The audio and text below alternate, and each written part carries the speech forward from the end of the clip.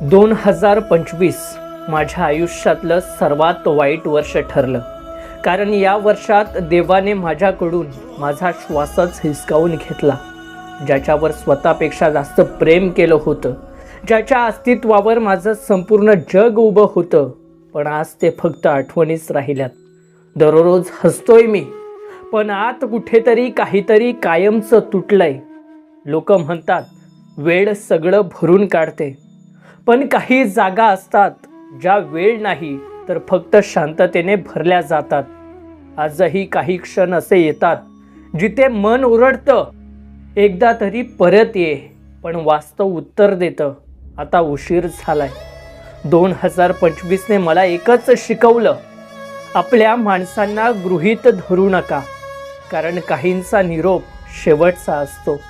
तुमच्याही आयुष्यात या 2025 मध्ये कोणी कायमचा निघून गेलाय का? असल्यास कमेंटमध्ये नक्की सांगा.